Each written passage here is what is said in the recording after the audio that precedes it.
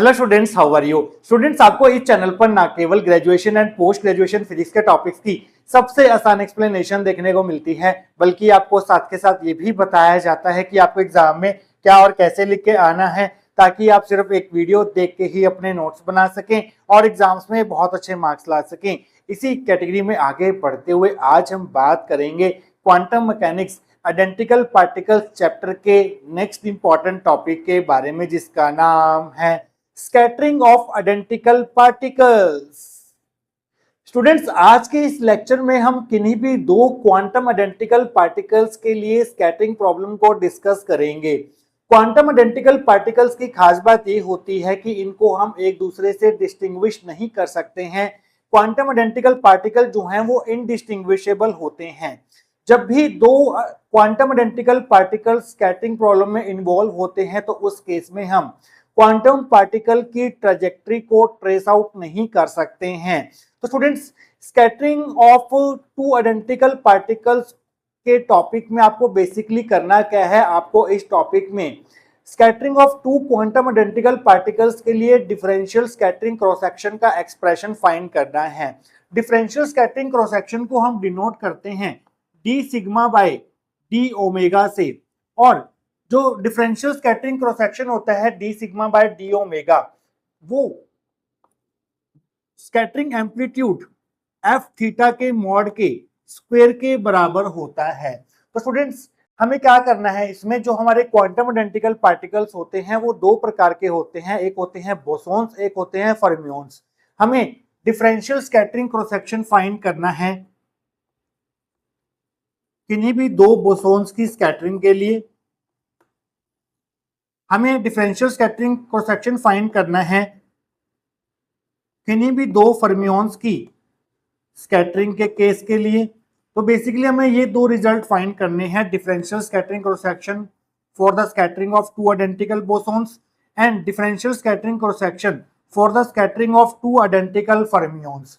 और हम ये देखेंगे कि इन केसेस में जो हमें डिफरेंशियल स्कैटरिंग क्रॉस सेक्शन हमें देखने को मिलेंगे वो classical differential scattering cross section से कैसे डिफरेंट होंगे। Classical differential scattering cross section जो है वो हम कब निकालते हैं, जब हमारे पास पार्टिकल जो है वो क्लासिकल पार्टिकल्स होते हैं जिनकी ट्रैजेक्टरी को हम ट्रेस आउट कर सकते हैं। हम D sigma by D omega classical means अगर हमारे पार्टिकल्स क्लासिकल पार्टिकल्स होते तो उस केस में जो डिफरेंशियल स्कैटरिंग क्रॉस सेक्शन होता है उसे हम D sigma by D omega classical से डिनोट करेंगे।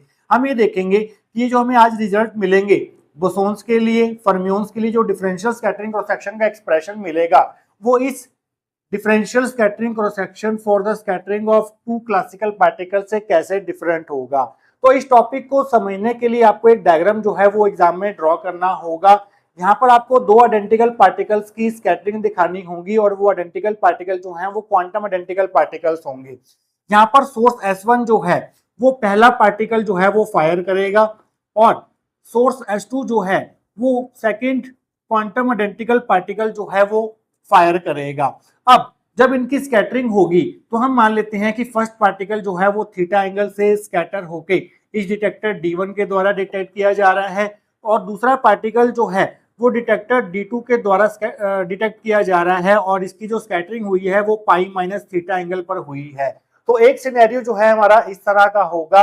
इस तरह से दो क्वांटम आइडेंटिकल पार्टिकल जो हैं वो स्कैटरिंग को शो कर सकते हैं।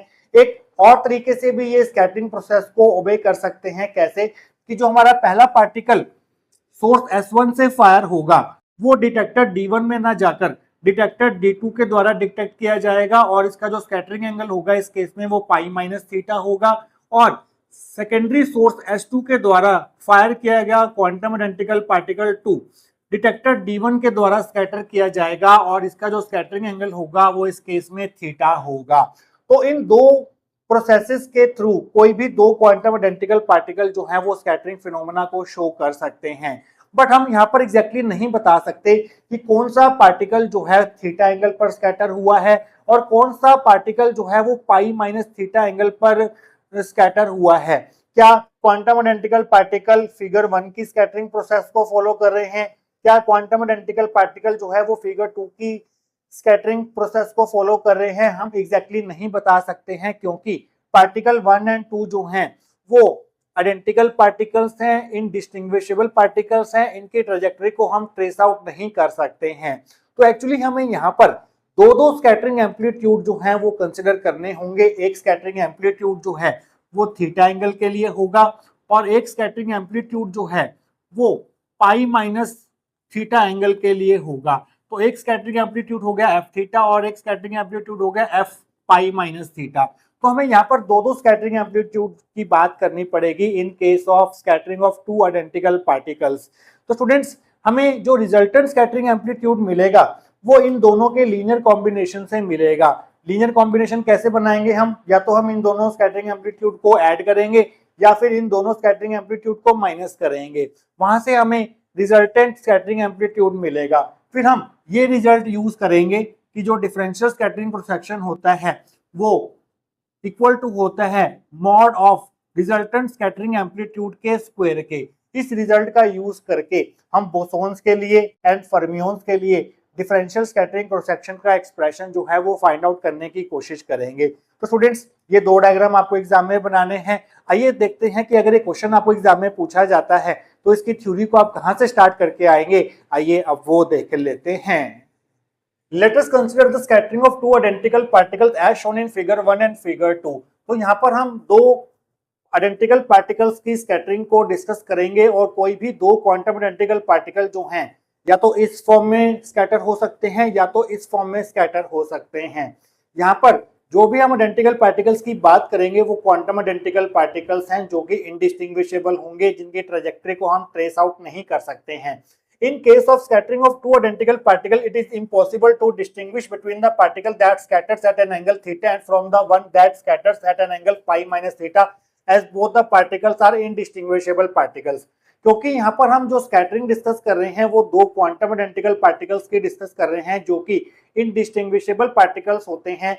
तो हम एग्जैक्टली ये नहीं बता सकते कि कौन सा पार्टिकल जो है वो थीटा एंगल पर स्कैटर हुआ है, कौन सा पार्टिकल जो है वो पाई माइनस थीटा एंगल पर स्कैटर हुआ है। हो सकता है पार्टिकल 1 थीटा एंगल पर स्कैटर हुआ हो सकता है पार्टिकल 2 जो है वो थीटा एंगल पर स्कैटर हुआ हो सकता है कि पार्टिकल 2 पाई माइनस थीटा एंगल पर स्कैटर हुआ हो सकता है पार्टिकल 1 जो है वो पाई माइनस थीटा एंगल पर स्कैटर हुआ हो। हम एग्जैक्टली यहाँ पर कुछ भी नहीं बता सकते हैं।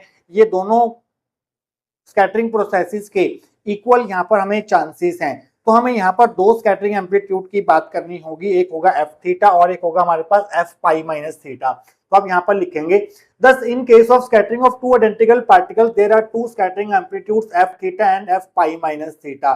क्योंकि हम एग्जैक्टली नहीं बता सकते कि कौन सा पार्टिकल जो है वो थीटा एंगल पर स्कैटर हुआ है, कौन सा पार्टिकल जो है वो पाई माइनस थीटा एंगल पर स्कैटर हुआ है। इन दोनों केसेस की इक्वल प्रोबेबिलिटी है। तो हमें यहाँ पर दो स्कैटरिंग एम्पलीट्यूड्स कंसिडर करने होंगे। एक होगा हमारे पास scattering amplitude for theta angle that is F theta और दूसरा होगा हमारे पास scattering amplitude for scattering angle pi minus theta that is f pi minus theta। The resultant scattering amplitude f will be the linear combination of scattering amplitudes f theta and f pi minus theta। जो हमारे पास resultant scattering amplitude होगा इस scattering problem में, जिसे हम f से denote करेंगे, वो इन दोनों scattering amplitudes का लीनियर कॉम्बिनेशन होगा। अब हम लीनियर कॉम्बिनेशन कैसे बनाएंगे दो फंक्शंस का? या तो हम उन्हें ऐड करके बनाएंगे या इन दोनों को माइनस करके बनाएंगे। तो जो हमारा f होगा या तो वो f theta plus f pi minus theta के बराबर होगा या फिर f जो है वो f theta minus f pi minus theta के बराबर होगा। तो यहाँ पर आपको प्लस माइनस साइन जो है वो दोनों कंसिडर करने होंगे। ये हमारी फर्स्ट इक्वेशन होगी। Differential scattering cross section d sigma by d omega is equal to mod of f square. By definition जो हमारे पास रिलेशन होता है differential scattering cross section d sigma by d omega का स्कैटरिंग एम्पलीट्यूड के साथ, वो ये होता है कि जो d sigma by d omega है वो मॉड ऑफ स्कैटरिंग एम्पलीट्यूड के स्क्वायर के बराबर होता है।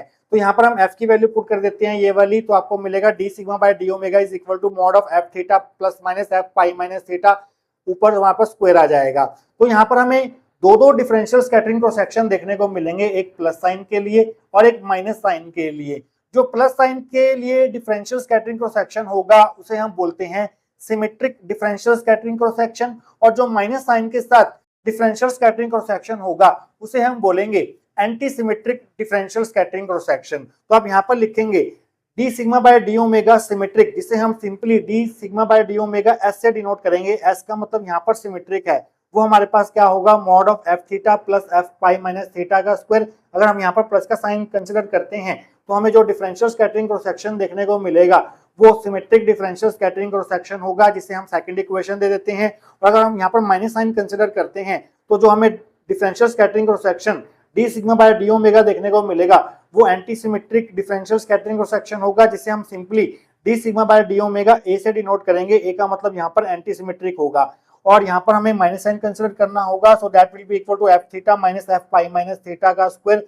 ये हमारी थर्ड इक्वेशन होगी। तो स्टूडेंट्स अब हम क्या कंसिडर करेंगे, अब हम यहाँ पर ये मान के चलेंगे कि जो हमारे दो क्वांटम आइडेंटिकल पार्टिकल्स इन्वॉल्व हैं इस स्कैटरिंग प्रोसेस में वो बोसोन्स हैं। तो उसके लिए हमारे पास फाइनल एक्सप्रेशन क्या होगा डिफरेंशियल स्कैटरिंग क्रॉस सेक्शन का, वो हमें फाइंड करना है। तो आप हेडिंग बना लीजिए case 1, scattering of two identical bosons. As bosons have total symmetric wave function, so the differential scattering cross section in case of scattering of two identical bosons will also be symmetric। हमें पता है कि bosons का जो wave function होता है वो totally symmetric wave function होता है।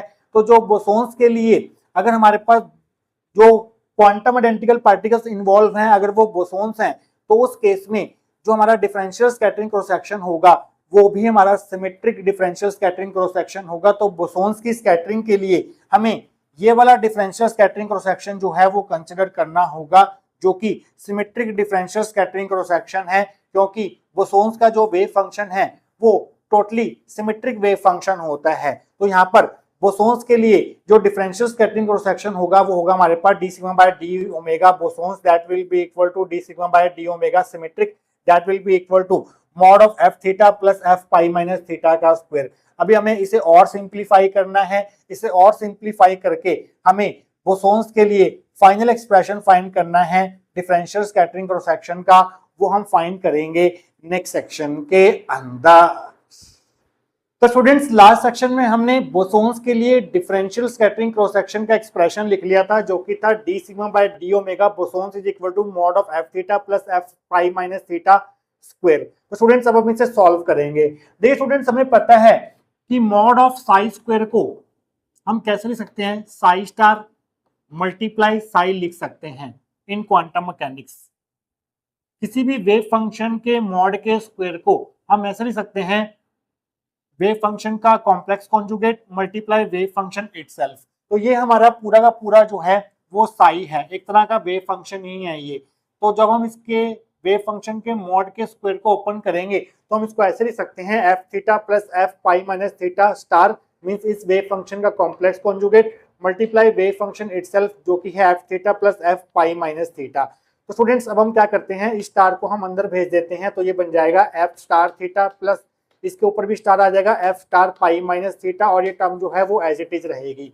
अब हमें इन दोनों ब्रैकेट्स को मल्टीप्लाई करना है। तो पहले हम इस टर्म को इस टर्म से मल्टीप्लाई करते हैं तो आपको मिलेगा F star theta F theta. फिर हम क्या करते हैं, इस टर्म को इस टर्म के साथ मल्टीप्लाई करते हैं तो आपको मिलेगा F star F pi minus theta F pi minus theta. अब हम क्या करते हैं, इस टर्म को इस टर्म के साथ मल्टीप्लाई करते हैं तो आपको मिलेगा F star theta F pi minus theta. अब हम क्या करते हैं, इस टर्म को इस टर्म के साथ मल्टीप्लाई करते हैं तो आपको मिलेगा, पहले हम एफ थीटा लिख देते हैं फिर हम F star pi minus theta लिख देते हैं। तो स्टूडेंट्स अब F star theta F theta Sai star into Sai होता है मॉड ऑफ साई स्क्वायर। तो F star theta multiply F theta क्या बन जाएगा, ये बन जाएगा mod of F theta square. तो इसे हम mod of F theta square लिख सकते हैं। इसी तरह से F star pi minus theta F pi minus theta को हम लिख सकते हैं mod of F pi minus theta का स्क्वायर। तो स्टूडेंट्स यहाँ पर ध्यान से देखिएगा, यहाँ पर हम कुछ करने जा रहे हैं। F star theta F pi minus theta हमने ऐसे ही लिख दिया, F star theta F pi minus theta. अब हम इस पूरी टर्म को कैसे लिख सकते हैं, इस टर्म को हम ऐसे लिख सकते हैं F star theta F pi minus theta के ऊपर स्टार। अगर आप इस टर्म का स्टार करते हैं कॉम्प्लेक्स कॉन्जुगेट करते हैं तो आपको यही टर्म मिलेगी। कैसे, अगर आप एफ स्टार थीटा का स्टार करते हैं, एफ स्टार थीटा का स्टार करते हैं तो ये बन जाएगा, अगर हम किसी वेव फंक्शन के कॉम्प्लेक्स कॉन्जुगेट का कॉम्प्लेक्स कॉन्जुगेट लेते हैं तो वो हमारे पास एफ थीटा के बराबर ही होता है। तो एफ स्टार थीटा का स्टार करने पर आपको एफ थीटा ही मिलेगा। इसी तरह से अगर आप एफ पाई माइनस थीटा का स्टार करते हैं तो आपको F star pi minus theta ही मिलेगा। तो मीन इस टर्म को हम इस तरह से लिख सकते हैं, इस टर्म को हम लिख सकते हैं F star theta F pi minus theta के ऊपर होल स्टार, इस तरह से लिख सकते हैं। अब देखिए स्टूडेंट्स, यहाँ पर एक वेव फंक्शन लिखा हुआ है ये, और यहाँ पर भी सेम वेव फंक्शन लिखा हुआ है, और यहाँ पर जो वेव फंक्शन लिखा है वही वेव फंक्शन यहाँ पर लिखा है, बट इसके ऊपर स्टार है। कॉम्प्लेक्स फंक्शंस की एक प्रॉपर्टी होती है, अगर हमारे पास z प्लस जेड स्टार हो तो इसे हम 2 रियल z लिख सकते हैं। जो स्कैटरिंग एम्पलीट्यूड होता है और जो उसका कॉम्प्लेक्स कॉन्जुगेट होता है वो हमेशा एक कॉम्प्लेक्स वैल्यूड फंक्शन होता है। तो ये हमारा एक कॉम्प्लेक्स फंक्शन है, ये कॉम्प्लेक्स फंक्शन के ऊपर स्टार लगा हुआ है, सेम वेव फंक्शन यहाँ पर ही लिखा हुआ है। अगर हम इसको z मान लें तो ये है हमारे पास z स्टार। तो इसको हम z प्लस जेड स्टार को हम कैसे लिख सकते हैं, इसको हम लिख सकते हैं 2 रियल z। z हमारे पास क्या है, ये है 2 real F star theta F pi minus theta. इसे हम प्रूफ भी कर सकते हैं इस रिजल्ट को। कैसे, अगर हम z को मान लें 3 प्लस 4 आइटा तो z स्टार क्या हो जाएगा, आइटा का साइन चेंज हो जाएगा, ये बन जाएगा 3 माइनस 4 आइटा। अगर हम z प्लस जेड स्टार करें तो आपको मिलेगा 3 plus 4 iota plus 3 minus 4 iota, 4 iota से 4 आइटा कैंसिल हो जाएगा, तो z प्लस जेड स्टार जो है वो 6 के बराबर हो जाएगा। और 6 को हम लिख सकते हैं z plus Z star is equal to 2 multiply 3।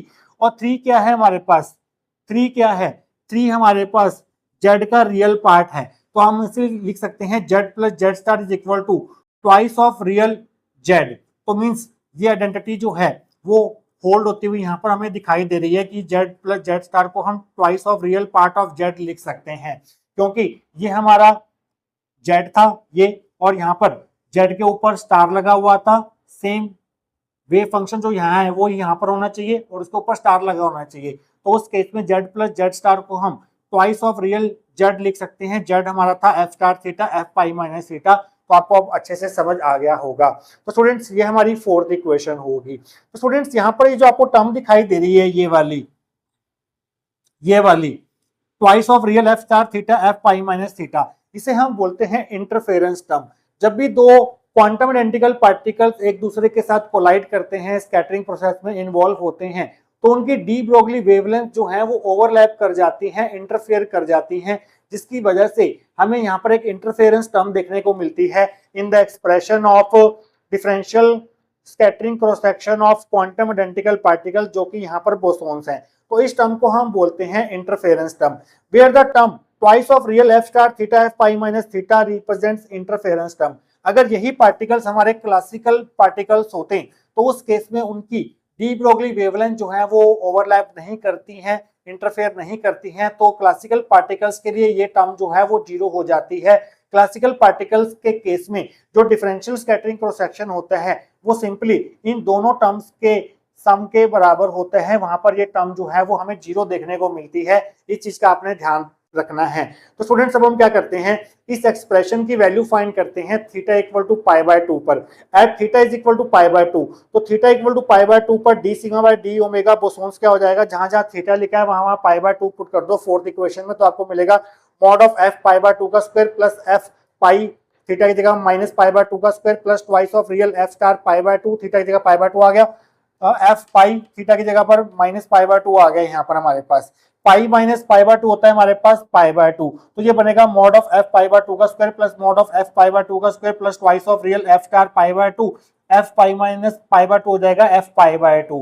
तो F star pi by 2 multiply F pi by 2 को हम क्या लिख सकते हैं, mod of F pi by 2 का स्क्वायर लिख सकते हैं, क्योंकि साई स्टार मल्टीप्लाई साई जो है वो मॉड ऑफ साई स्क्वायर के बराबर होता है। तो नेक्स्ट स्टेप आपका होगा D sigma by D omega bosons is equal to mod of F pi by 2 का square plus mod of F pi by 2 का square plus twice of real, और इन दोनों का जो प्रोडक्ट होगा वो mod of F pi by 2 के स्क्वायर के बराबर होगा। तो स्टूडेंट्स अगर हम किसी कॉम्प्लेक्स नंबर के मॉड का स्क्वायर करते हैं और उसका जो रियल पार्ट निकालते हैं वो हमेशा मॉड ऑफ जेड स्क्वायर के बराबर ही होता है। कैसे, अगर हम रियल पार्ट निकालें मॉड ऑफ किसी कॉम्प्लेक्स फंक्शन जेड के स्क्वायर का, तो वो मॉड ऑफ जेड स्क्वायर के बराबर ही निकल के आता है। इसे हम कैसे प्रूव कर सकते हैं, एक एग्जांपल के थ्रू प्रूव कर सकते हैं।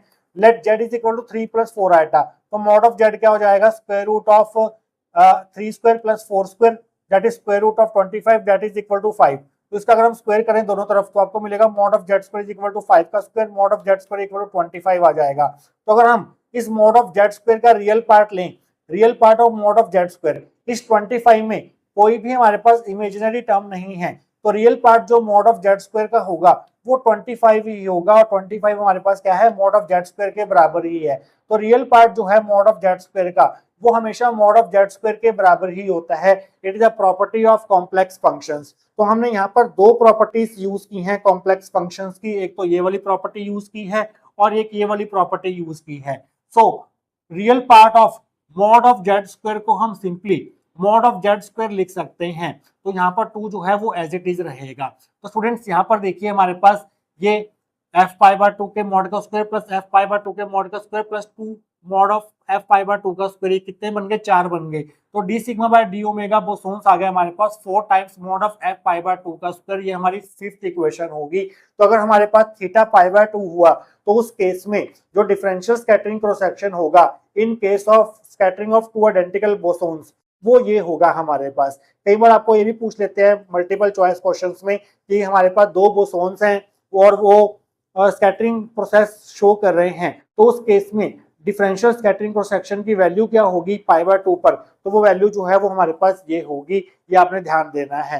तो स्टूडेंट्स अगर हमारे पास ये पार्टिकल्स क्लासिकल पार्टिकल्स होते तो हमारे पास डिफरेंशियल स्कैटरिंग क्रॉस सेक्शन क्या निकल के आता पाई बार 2 पर, वो हम चेक कर लेते हैं। तो आप यहाँ पर लिखेंगे इस स्टेप के बाद 5th इक्वेशन के बाद आप सीधा यहाँ पर आ जाएंगे। When 2 particles involved in the scattering process are classical particle then interference term twice of real F star theta F pi minus theta is 0। तो अगर हमारे पास पार्टिकल्स क्लासिकल पार्टिकल्स हुए स्कैटरिंग प्रोसेस में तो उस केस में ये वाली जो इंटरफेरेंस टर्म है वो हमें देखने को नहीं मिलेगी, क्योंकि क्लासिकल पार्टिकल्स की डी ब्रोगली वेवलेंथ जो है वो ओवरलैप नहीं करती हैं, वो इंटरफेयर नहीं करती हैं, जिसकी वजह से ये इंटरफेरेंस टर्म हमें देखने को नहीं मिलती है। तो इस केस में क्लासिकल पार्टिकल्स के लिए जो 4th इक्वेशन है वो क्या बन जाएगी, in this case equation 4 becomes, इस टर्म को 0 पुट कर देंगे और बोसोन्स की जगह हम लिख देंगे classical particles, that is D sigma by D omega classical is equal to mod of F theta square plus mod of F pi minus theta का स्क्वायर आ जाएगा। और ये टर्म यहाँ पर हम यहाँ पर नहीं लिखेंगे क्योंकि ये टर्म 0 होगी क्लासिकल पार्टिकल्स के लिए। तो theta equal to pi by 2 पर चेक कर लेते हैं इसकी वैल्यू क्या होगी यार। Theta equal to pi by 2 d sigma by D omega classical is equal to, theta की जगह पाई बाय 2 पुट करते हैं तो आपको मिलेगा mod of F pi by 2 का square plus mod of F pi, theta की जगह पाई बाय 2 स्क्वायर, तो पाई माइनस पाई बाय 2 जो है वो पाई बाय 2 होता है। तो mod of F pi by 2 square plus mod of F pi by 2 का स्क्वायर क्या हो जाएगा, twice of mod F pi by 2 का स्क्वायर हो जाएगा। तो क्लासिकल पार्टिकल्स के लिए जो डिफरेंशियल स्कैटरिंग क्रॉस सेक्शन होगा at theta is equal to pi by 2 वो हमारे पास इतना होगा, जबकि यहाँ पर हमारे पास इतना निकल के आ रहा था। तो अगर आप इन दोनों को ध्यान से देखेंगे तो बोसोन्स के लिए जो डिफरेंशियल स्कैटरिंग क्रॉस सेक्शन है वो क्लासिकल पार्टिकल्स के लिए डिफरेंशियल स्कैटरिंग क्रॉस सेक्शन का ट्वाइस है, क्योंकि यहाँ पर 4 है और यहाँ पर 2 है। तो अगर आप इन दोनों का रेशो निकालना चाहें तो वो रेशो भी निकालेंगे नेक्स्ट सेक्शन में। और उसके बाद हम क्या करेंगे, जो स्कैटरिंग प्रोसेस होगी फर्मियोन्स के लिए वो डिस्कस करेंगे, और फर्मियोन्स के लिए डिफरेंशियल स्कैटरिंग क्रॉस सेक्शन क्या होगा उसका एक्सप्रेशन फाइंड करेंगे। फिर हम उसे इस रिजल्ट के साथ कंपेयर करेंगे और वहां पर हम देखेंगे कि जो डिफरेंशियल स्कैटरिंग क्रॉस सेक्शन है फर्मियोन्स के लिए वो classical differential scattering cross section से कितना डिफरेंट हमें देखने को मिलता है। ये सब कुछ हम स्टडी करेंगे आने वाले सेक्शंस के अंदर। तो स्टूडेंट्स लास्ट सेक्शन में हमने बोसोन्स के लिए डिफरेंशियल स्कैटरिंग क्रॉस सेक्शन की जो वैल्यू निकाली थी पाई बाय 2 पर थी, वो थी 4 टाइम्स एफ पाई बाय 2 का स्क्वायर, जिसे हमने 5th इक्वेशन दिया था। और पाई बाय 2 पर क्लासिकल पार्टिकल्स के लिए जो डिफरेंशियल स्कैटरिंग क्रॉस सेक्शन निकल के आया था D sigma by D omega classical, वो निकल के आया था twice of F mod of F pi by 2 का स्क्वायर। ये 6th इक्वेशन थी। अगर हम 5th को 6 से डिवाइड करें तो आपको मिलेगा D sigma by D omega bosons divide by D sigma by D omega classical is equal to 4 times mod of F pi by 2 का square divided by twice of mod of F pi by 2 का square. तो ये term cancel हो जाएगी, यहाँ पर 2 आ जाएगा। तो क्रॉस मल्टीप्लाई करके D sigma by D omega bosons जो है वो twice of D sigma by D omega classical आ जाएगा। मींस बोसोन्स के लिए जो डिफरेंशियल स्कैटरिंग क्रॉस सेक्शन होगा वो ट्वाइस होगा differential scattering cross section for classical particles के लिए। तो ये काफी इंपॉर्टेंट रिजल्ट है जिसको आपको प्रूव करने को एग्जाम में बोला जा सकता है कि शो करो बोसोन्स के लिए जो डिफरेंशियल स्कैटरिंग क्रॉस सेक्शन होता है वो क्लासिकल पार्टिकल के डिफरेंशियल स्कैटरिंग क्रॉस सेक्शन का ट्वाइस होता है। तो स्टूडेंट्स ये हमारा बोसोन्स का जो स्कैटरिंग प्रोसेस था वो यहाँ पर खत्म होता है। आइए बात करते हैं स्कैटरिंग ऑफ टू फर्मियोन्स की। तो आप हेडिंग में लीजिए case two, scattering of two identical fermions. और आप जानते हैं फर्मियोन्स जो हैं वो स्पिन हाफ पार्टिकल्स होते हैं, तो आपको scattering off spin half particles के नाम से भी ये टॉपिक पूछा जा सकता है, जिसमें आपको केस टू जो है वो लिखना पड़ेगा। तो स्टूडेंट्स आप यहाँ पर लिखेंगे fermions have total antisymmetric wave function psi A. अब फर्मियोन्स का जो टोटल वेव फंक्शन होता है वो हमेशा एंटीसिमेट्रिक होता है, और टोटल वेव फंक्शन में हमेशा स्पेशल पार्ट होता है और एक स्पिन पार्ट होता है। तो जो हमारा टोटल एंटीसिमेट्रिक वेव फंक्शन होगा साई ए, उसे हम प्रोडक्ट ऑफ स्पेशियल पार्ट जो कि स्पेस कोऑर्डिनेट्स पर डिपेंड करेगा, मल्टीप्लाई स्पिन पार्ट जो कि स्पिन क्वांटम नंबर पर डिपेंड करेगा, उसके प्रोडक्ट की फॉर्म में लिख सकते हैं। तो आप यहाँ पर लिखेंगे now psi A will have special part phi and spin part जाई।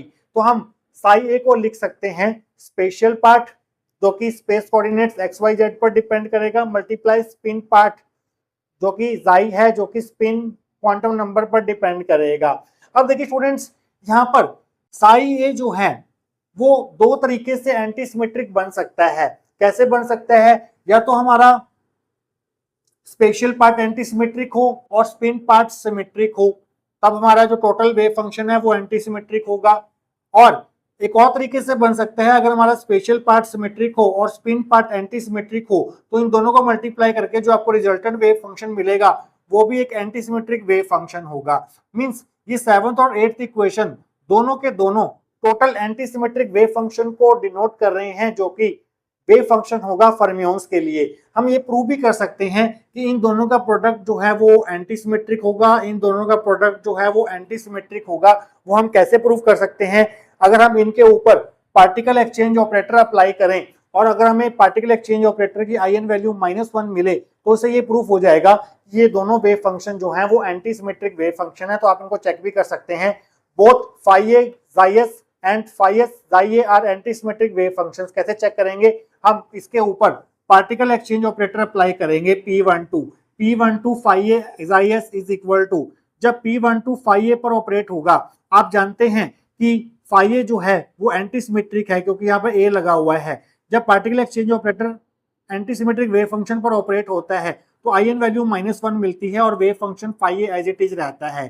जाई एस जो है वो एक सिमेट्रिक वेव फंक्शन है। सिमेट्रिक वेव फंक्शन पर जब हम P12 ऑपरेटर अप्लाई करते हैं तो आईएन वैल्यू हमें +1 मिलती है और वेव फंक्शन जो है वो एज इट इज रहता है, जो कि जाई एस है। -1 + 1 हो जाएगा हमारे पास -1। तो P12 फाई ए जाई एस इज इक्वल टू आ जाएगा -1 फाई ए जाई S.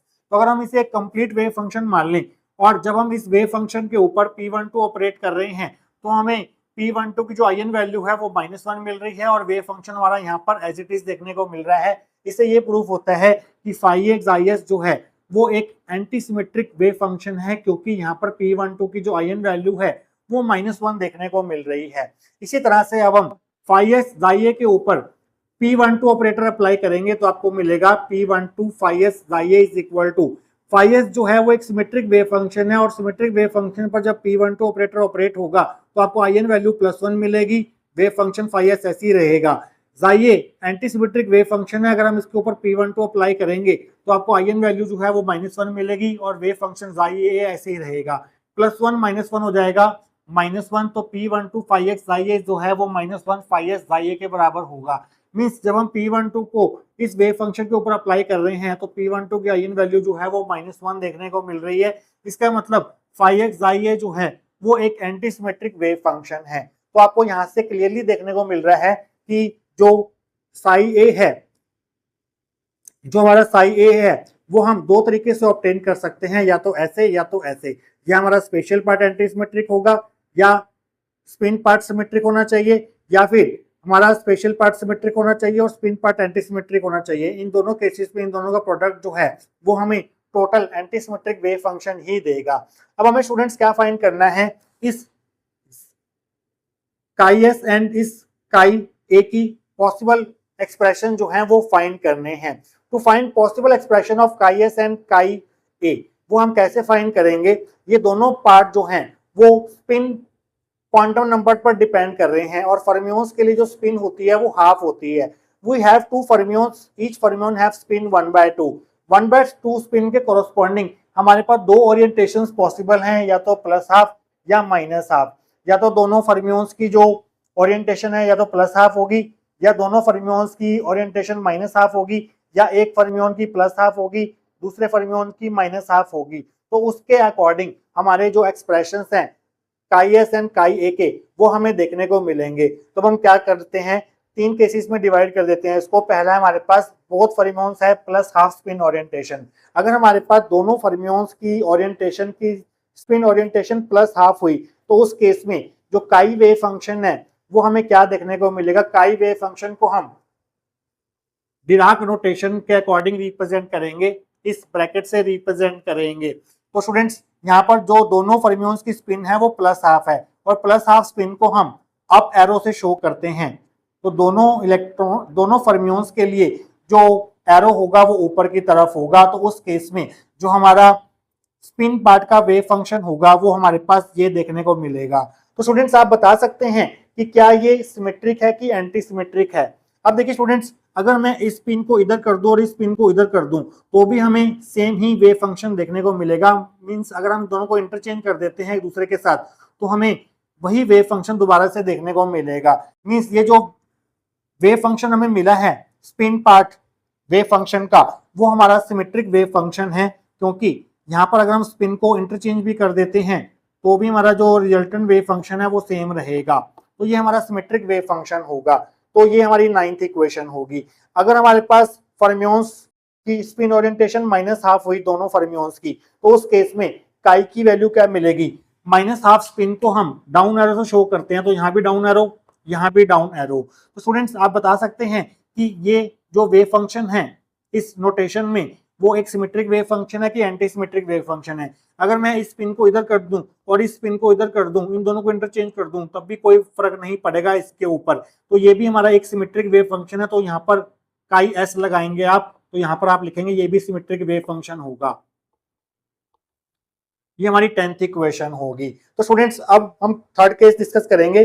One fermion has plus half spin orientation and other have minus half spin orientation. In this case, तो स्टूडेंट्स इस केस में एक फर्मियोन की स्पिन ओरिएंटेशन प्लस हाफ होगी और दूसरे की माइनस हाफ होगी। हमें नहीं पता कि पहले वाले की प्लस हाफ है और दूसरे वाले की माइनस हाफ है, या पहले वाले की माइनस हाफ है या दूसरे वाले की प्लस हाफ है। तो इस केस में हमारे पास दो केसेस देखने को मिलेंगे, दो स्पिन पार्ट के वेव फंक्शंस मिलेंगे। पहला होगा कि हमारा पहला फर्मियोन प्लस हाफ स्पिन में है और दूसरा फर्मियोन माइनस हाफ स्पिन में है। तो एक केस ये बनेगा, और दूसरा केस बनेगा पहला फर्मियोन माइनस हाफ स्पिन के साथ है और दूसरा फर्मियोन प्लस हाफ स्पिन के साथ है। तो हमारे पास यहाँ पर दो वेव फंक्शंस देखने को मिलेंगे जो कि स्पिन पार्ट ऑफ सिस्टम को रिप्रेजेंट करेंगे। तो स्टूडेंट्स अब हम क्या करते हैं, जो हमारा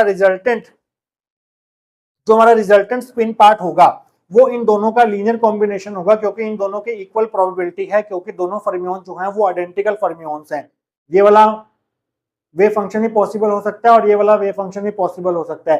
तो हमें यहाँ पर इन दोनों का लीनियर कॉम्बिनेशन लेना पड़ेगा केस नंबर 3 के लिए। तो आप यहाँ पर लिखेंगे as both these and these wave functions have equal probability, so the resultant part of psi a will be linear combination of these two wave functions। तो यहाँ पर हमारे पास जो phi a का जो हमारे पास स्पिन पार्ट होगा वो इन दोनों के लीनियर कॉम्बिनेशन से हमें देखने को मिलेगा केस नंबर 3 के लिए, जब हमारे पास एक fermion plus half spin orientation के साथ है और दूसरा fermion minus half spin orientation के साथ है। तो यहाँ पर जो काई होगा वो इन दोनों का लीनियर कॉम्बिनेशन होगा। लीनियर कॉम्बिनेशन कैसे बनाएंगे, या तो आप इन दोनों स्टेट्स को प्लस कर दो या इन दोनों स्टेट्स को माइनस कर दो। तो यहाँ पर ये रिजल्टेंट स्पिन पार्ट बनेगा phi a वेव फंक्शन का, जो कि होगा काई।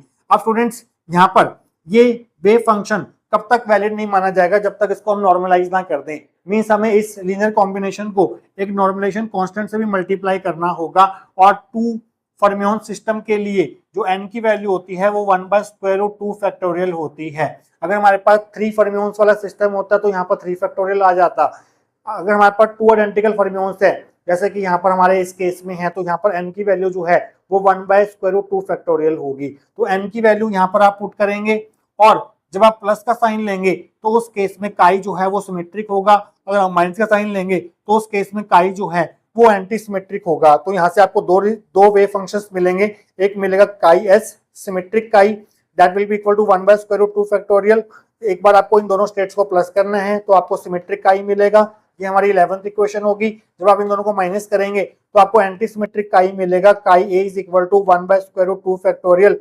इन दोनों को आप माइनस करेंगे इन दोनों स्टेट्स को, ये हमारी 12th इक्वेशन होगी। तो स्टूडेंट्स आप देख सकते हैं कि जो हमारे सिमेट्रिक स्पिन पार्ट मिले हैं वो कितने मिले हैं, एक यहां मिला है, एक यहां पर मिला है और एक यहां पर मिला है। तो हम क्या करते हैं, इस काई एस की वैल्यू, इस काई एस की वैल्यू, इस काई एस की वैल्यू यहां पर पुट कर देते हैं, जिससे हमें 3 टोटल एंटीसिमेट्रिक वेव फंक्शंस देखने को मिलेंगे। तो आप लिखेंगे using 9, 10 and 11 in 7 we get. तो आपको मिलेगा phi A is equal to phi A, पहले हमारे पास आई एस की वैल्यू जो है वो ये है, पहले आप ये पुट करेंगे इस ब्रैकेट के अंदर, आप स्पिन लगाएंगे दोनों फर्मियोन्स की, ये हमारी 13th इक्वेशन होगी। फिर आप यहाँ पर Sai A is equal to phi ए, यहाँ पर साई एस की ये वाली वैल्यू पुट करेंगे डाउन स्पिन वाली, ये हमारी 14th इक्वेशन होगी। फिर आप काई एस की ये वाली वैल्यू पुट करेंगे 11th इक्वेशन से 7th इक्वेशन में, तो आपको मिलेगा psi A is equal to phi A multiply 1/√2 factorial, और यहाँ पर ये दोनों स्टेट्स का सम आपको यहाँ पर देखने को मिलेगा, ये हमारी 15th इक्वेशन होगी। और हमारे पास स्टूडेंट्स एंटीसिमेट्रिक काई जो है वो एक ही इक्वेशन में निकल के आया है, जो कि 12th इक्वेशन है। तो काई ए की ये वैल्यू उठाकर आप यहाँ पर पुट कर देंगे, जिससे आपको एक और टोटल एंटीसिमेट्रिक वेव फंक्शन देखने को मिलेगा। तो आप लिखेंगे using 12 in 8 we get psi A is equal to phi S, और यहाँ पर काई ए की वैल्यू पुट करेंगे जो कि है 1/√2 फैक्टोरियल, ये वाली दोनों स्टेट्स का यहाँ पर माइनस साइन है, यहाँ पर हमारे पास 16th इक्वेशन आ गई। तो स्टूडेंट्स हमें फर्मियोन्स के केस में जो टोटल एंटीसिमेट्रिक वेव फंक्शंस देखने को मिल रहे हैं, एक ये देखने को मिल रहा है, एक ये देखने को मिल रहा है, एक ये देखने को मिल रहा है और एक ये देखने को मिल रहा है, means 4 total antisymmetric wave functions जो हैं वो पॉसिबल हैं फर्मियोन्स के लिए। तो इन चारों एंटीसिमेट्रिक वेव फंक्शंस का जो डिफरेंशियल स्कैटरिंग क्रॉस सेक्शन होगा फर्मियोन्स के लिए, उस पर क्या अफेक्ट पड़ेगा और हमारे पास फाइनल एक्सप्रेशन क्या होगा differential scattering cross section for fermions के लिए, ये हम चेक करेंगे last section of this topic के अंदर। तो स्टूडेंट्स लास्ट सेक्शन में हमने साई ए के 4 एक्सप्रेशन फाइंड आउट किए थे इन इक्वेशन 13, 14, 15 एंड 16। अगर आप इन चारों इक्वेशंस को ध्यान से देखोगे तो आपको जो एंटीसिमेट्रिक स्पेशल पार्ट है वो यहाँ पर दिखाई देगा, फाई ए, एक एंटीसिमेट्रिक स्पेशल पार्ट यहाँ पर दिखाई देगा और एक एंटीसिमेट्रिक स्पेशल पार्ट यहाँ पर दिखाई देगा, और सिमेट्रिक स्पेशल पार्ट सिर्फ यहाँ पर दिखाई देगा। तो यहाँ पर हमारे पास जो प्रोबेबिलिटी होगी एंटीसिमेट्रिक स्पेशल पार्ट की वो क्या होगी 3/4, क्योंकि यहाँ पर 3 एंटीसिमेट्रिक स्पेशल पार्ट है और 4 हमारे पास वेव फंक्शंस हैं। तो आप और यहाँ पर सिमेट्रिक स्पेशल पार्ट की जो प्रोबेबिलिटी होगी वो 1/4 होगी, क्योंकि ये सिर्फ एक ही बार अपीयर हो रहा है इन चारों एक्सप्रेशंस में। तो आप यहाँ पर लिखेंगे from 13, 14, 15, 16 it is clear that probability of antisymmetric special part phi A जो है वो 3/4 होगी, क्योंकि ये 3 टाइम्स अपीयर हो रहा है इन 4 वेव फंक्शंस में। Probability of symmetric special part phi S जो है वो 1/4 होगी, क्योंकि ये एक ही बार अपीयर हो रहा है इन चारों टोटल एंटीसिमेट्रिक वेव फंक्शंस में। तो स्टूडेंट्स क्योंकि जो हमारा डिफरेंशियल स्कैटरिंग क्रॉस सेक्शन होता है D sigma by D omega वो सिर्फ स्पेशल पार्ट पर डिपेंड करता है। तो इस D sigma by D omega for fermions में इस फाई ए का भी कंट्रीब्यूशन होगा और इस फाई एस का भी कंट्रीब्यूशन होगा। फाई ए का कितना कंट्रीब्यूशन होगा 3/4 और फाई एस का कितना कंट्रीब्यूशन होगा 1/4। एंटीसिमेट्रिक पार्ट का कंट्रीब्यूशन 3/4 है और सिमेट्रिक पार्ट का कंट्रीब्यूशन 1/4 है। तो पहले हम सिमेट्रिक पार्ट का कंट्रीब्यूशन लिखेंगे 1/4 differential scattering cross section d sigma by D omega due to phi S वो होगा हमारे पास 1/4 D sigma by D omega for symmetric part plus 3/4 D sigma by D omega इस एंटीसिमेट्रिक स्पेशल पार्ट के कारण जो differential scattering cross section होगा वो होगा D sigma by D omega antisymmetric. ये हमारी 17th इक्वेशन होगी। तो स्टूडेंट्स हमने D sigma by D omega symmetric की वैल्यू जो है वो सेकंड इक्वेशन में लिखी हुई है और D sigma by D omega antisymmetric की वैल्यू हमने थर्ड इक्वेशन में लिखी हुई है, तो वहां से उनकी वैल्यू उठाकर 17th इक्वेशन में पुट कर देते हैं। तो आप लिखेंगे using 2 and 3 in 17 we get D sigma by D omega fermions is equal to 1/4 D sigma by D omega. S की वैल्यू थी हमारे पास mod of F theta plus F pi minus theta का whole square plus 3/4 D sigma by D omega. Antisymmetric की जो value थी हमारे पास वो थी थर्ड इक्वेशन में mod of F theta minus F pi minus theta का स्क्वायर। जब हमने बोसोन्स के लिए इस टर्म को एक्सपेंड किया था तो इसका एक्सप्रेशन हमें क्या मिला था, mod of F theta square plus mod of F pi minus theta square plus twice of real F star theta F pi minus theta और आगे 1/4 है। अगर प्लस साइन है तो यहाँ पर प्लस आ रहा है, अगर माइनस साइन होगा तो यहाँ पर माइनस साइन आ जाएगा। तो आप लिखेंगे प्लस 3/4, इसको एक्सपेंड करके आपको क्या मिलेगा, आपको मिलेगा mod of F theta square plus mod of F pi minus theta square और यहाँ पर माइनस आ जाएगा प्लस की जगह पर -2 real F star theta F pi minus theta. तो स्टूडेंट्स अब हम क्या करते हैं, टर्म्स कंबाइन कर लेते हैं। एक mod of F theta square यहाँ पर है, एक mod of F theta square यहाँ पर है। इन दोनों में से mod of F theta square common ले लेते हैं तो आप अंदर रह जाएगा 1/4 प्लस 3/4 और mod of F theta square हमने कॉमन ले लिया। Mod of F pi minus theta का स्क्वायर यहाँ पर है और mod of F pi minus theta का स्क्वायर यहाँ पर है, इन्हें कॉमन ले लेते हैं। अंदर आ जाएगा 1/4 प्लस 3/4 साथ में mod of F pi minus theta का स्क्वायर। अब यहां से इस टर्म में से और इस टर्म में से हम कॉमन ले लेते हैं क्या, real F star theta F pi minus theta common ले लेते हैं। Real F star theta F pi minus theta common ले लिया और इस 1/4 को 2 से मल्टीप्लाई करेंगे तो आपको मिलेगा 2/4 माइनस 3/4 को इस -2 से मल्टीप्लाई करेंगे तो आपको मिलेगा -6/4। अब हमें इन्हें सॉल्व करना है। 1/4 प्लस 3/4 हमारे पास 1 होता है, 4 एलसीएम आ गया, 1 प्लस 3 4/4 1 आ जाएगा। Mod of F theta square plus इसका सम भी हमारे पास 1 हो जाएगा, mod of F pi minus theta का स्क्वायर आ जाएगा। 2/4 माइनस 6/4 माइनस 4/4 -1 हो जाएगा जो कि बनेगा minus real F star theta F pi minus theta. ये हमारी 18th इक्वेशन होगी। तो फर्मियोन्स के लिए जो डिफरेंशियल स्कैटरिंग क्रॉस सेक्शन का एक्सप्रेशन होगा, फाइनल एक्सप्रेशन, वो हमारे पास ये होगा। इस चीज का आपने ध्यान रखना है। बोसोन्स के लिए यहाँ पर हमें 2 देखने को मिल रहा था, जबकि फर्मियोन्स के लिए हमारे पास सिर्फ यहाँ पर 1 real F star theta F pi minus theta देखने को मिल रहा है। ये दोनों टर्म जो हैं बोसोन्स और फर्मियोन्स के डिफरेंशियल स्कैटरिंग क्रॉस सेक्शन में सेम होगी। यहाँ पर ये जो लास्ट टर्म है ये इंटरफेरेंस टर्म को रिप्रेजेंट कर रही है, where real F star theta F pi minus theta represent interference term, क्योंकि फर्मियोन्स जो हैं वो क्वांटम आइडेंटिकल पार्टिकल्स हैं। तो जब ये कोलाइड करेंगे, स्कैटरिंग करेंगे, तो इनकी डी ब्रोगली वेवलेंथ जो है वो ओवरलैप करेंगी, तो वहां पर हमें डी ब्रोगली वेवलेंथ का इंटरफेरेंस होता हुआ दिखाई देगा, जिसकी वजह से हमें ये वाली टर्म जो है वो देखने को मिलती है। तो स्टूडेंट्स अब हम क्या करते हैं, इस एक्सप्रेशन की वैल्यू फाइंड करेंगे थीटा इक्वल टू π/2 पर।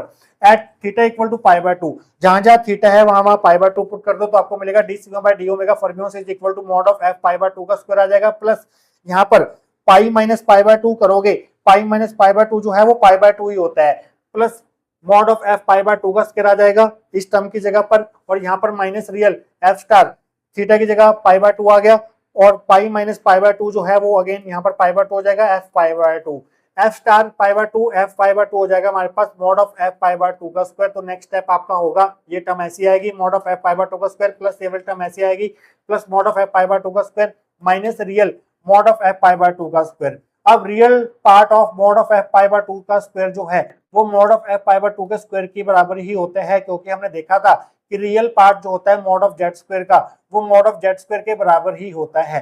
तो इस टर्म की जगह पर, इस रियल मॉड ऑफ एफ π/2 की जगह पर मॉड ऑफ एफ π/2 का स्क्वायर ही आ जाएगा। तो स्टूडेंट्स इससे आप ये काट दो और तो हमारे पास D sigma by D omega fermion जो है थीटा इक्वल टू π/2 पर आ जाएगा मॉड एफ π/2 का स्क्वायर। ये हमारी 19th इक्वेशन होगी। तो अगर हम इसे classical D sigma by D omega से कंपेयर करना चाहें तो हम क्या करते हैं, 19th इक्वेशन को डिवाइड कर देते हैं d sigma by D omega classical से, जो हमने 6th इक्वेशन में फाइंड किया था।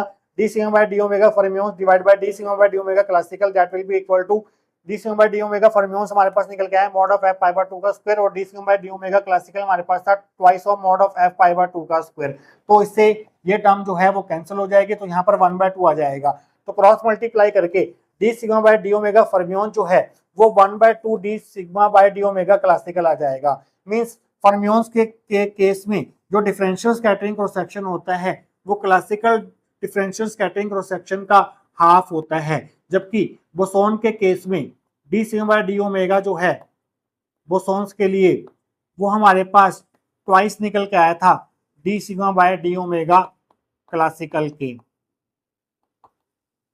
इस तरह से ये रिलेटेड है differential scattering cross section fermions का और बोसोन्स का इस classical differential scattering cross section से। तो स्टूडेंट्स यहाँ पर आपका खत्म होता है scattering of identical particles topic. I hope आपको आज का टॉपिक जो है वो अच्छे से क्लियर हुआ होगा। मिलेंगे किसी और important topic related to this chapter के साथ। Till then take care.